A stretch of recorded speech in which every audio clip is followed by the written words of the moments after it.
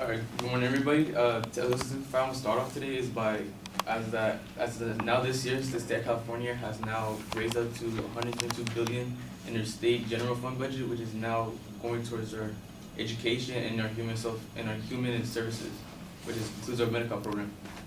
I believe as us as young voters, we should be well informed going into this year's election. And me and myself doing well research on this proposition I'm about to inform you today is that you'll be well informed on what is coming up in this election.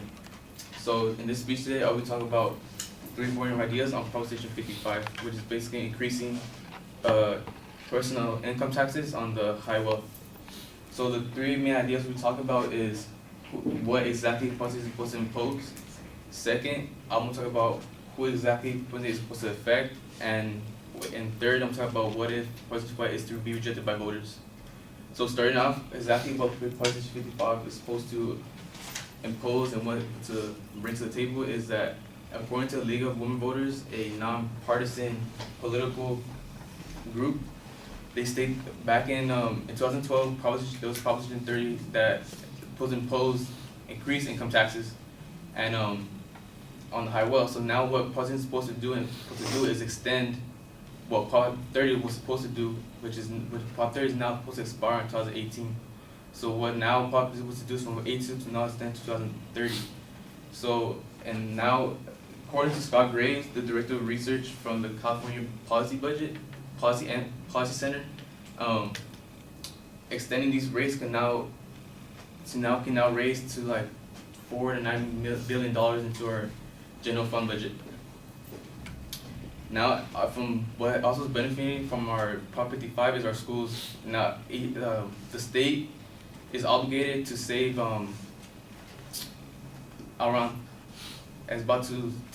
save money from the general state budget and to give 50 million guaranteed to our schools and community colleges. And there's also a fiscal effect as well. The state is supposed to take some of the money from the general fund budget as well and put it towards our rainy day fund, which is basically our stabilization budget, which is going towards our debt, the money we're indebted. Now for my second idea is talking about who exactly the prop supposed to affect.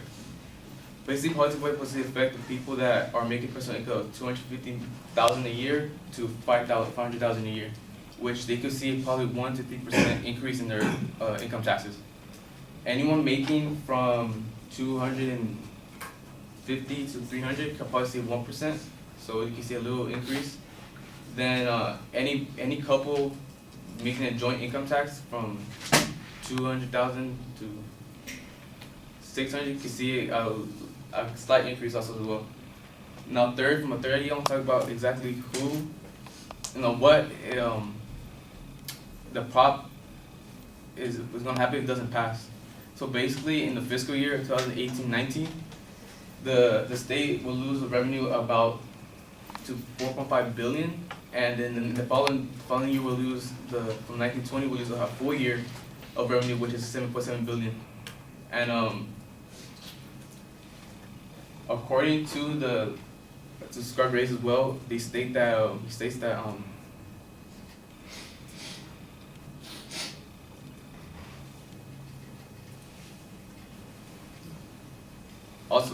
also that schools under Prop 98, which was passed a long time ago, like in 1980, they're supposed to generate a funding for schools, and so if Prop 55 is not to pass, they will lose around 2 to 4 billion in the next 4 years, which is for us students to go to school. Like now we could lose a lot of increase in like school supplies or any in the school supplies.